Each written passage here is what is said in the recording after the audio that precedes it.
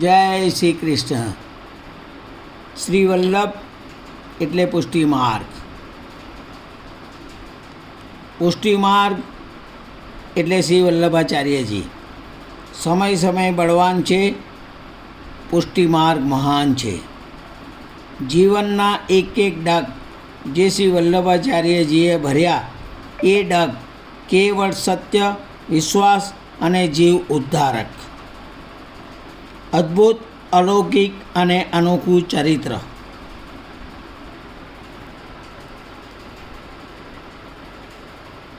જગતનો કોઈ પણ વ્યક્તિ શ્રી વલ્લભાચાર્યજી ચરિત્ર અને રચનાઓનો અભ્યાસ કરે તો કેવળ આનંદ જ પ્રગટે. આ આનંદ એટલે જ પુષ્ટિ.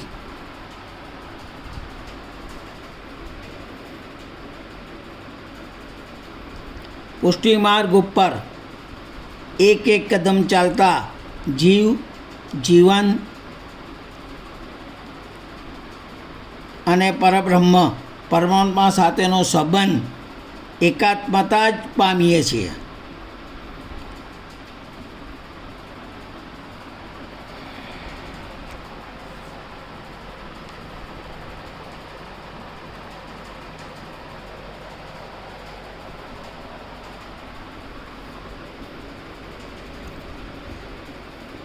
મહારાજ ફિલ્મનો વિરોધ કરીએ તે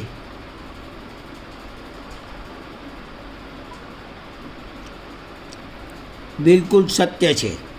જે સિનેમાના સેન્સર બોર્ડે અચૂક આ વિષયને બરાબર સમજવો જ જોઈએ.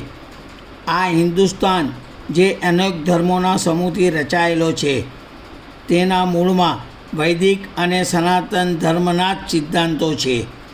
ભારતના જીવન ચરિત્રને ધ્યાનમાં રાખીને જ સેન્સર બોર્ડે આ સિનેમાને મુક્તિ આપવી જોઈએ.